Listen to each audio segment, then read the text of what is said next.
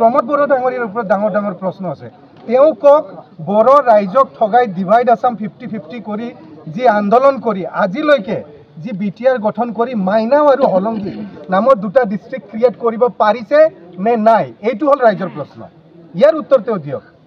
লগতে প্ৰশ্ন আছে NDFB কেডাৰসকল এতিয়াও জেলত আছে, এইবিলাকক তেওঁ মোকলাব পাৰিব নে নাই, এইটো হ'ল ডাঙৰ প্ৰশ্ন। স্কুল আৰু কলেজবিলাক প্ৰভিন্সিয়েলাইজ কৰিব পাৰিব নে নাই আগন্তুক 3 দিনৰ ভিতৰত, এইটো হ'ল ডাঙৰ প্ৰশ্ন। BTC অঞ্চলত যিমান যুৱক যুৱতী আছে, শিক্ষিত যুৱক যুৱতী আছে, তেওঁলোকক তেওঁ চাকৰি দিব পাৰিব নে নাই, এইটোহে আজিৰ তাৰিখত প্ৰশ্ন।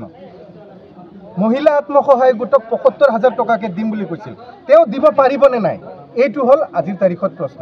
তেনেকৈ প্ৰশ্ন হাজাৰটা আছে আৰু আমি আৰম্ভ কৰিম, এতিয়া আমি আৰম্ভ কৰিম। আৰু প্ৰমোদ বড়ো ডাঙৰীয়াই কাৰোবাক FIR দি, কাৰোবাৰ ব্যক্তিগত প্ৰশ্ন সুধি, কাৰোবাক জেলত ভৰাই যদি ভয় খুৱাম বুলি ভাবিছে, তেওঁ মূৰ্খৰ স্বৰ্গত বাস কৰি আছে।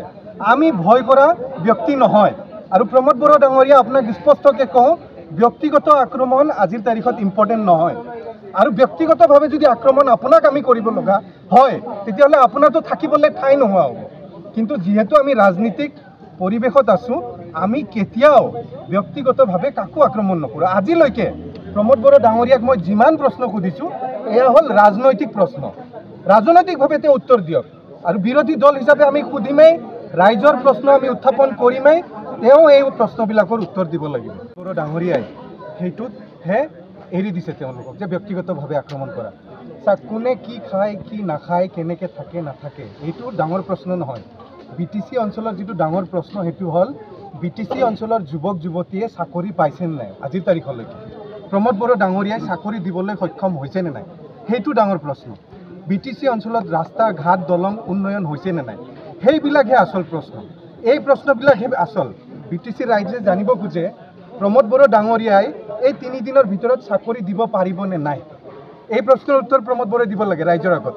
কোনে কি খাইছে নাখাইছে এইবিলাক ৰাইজে নিবিচাৰে, আৰু এইবিলাক ৰাইজৰ প্ৰশ্নও নহয়।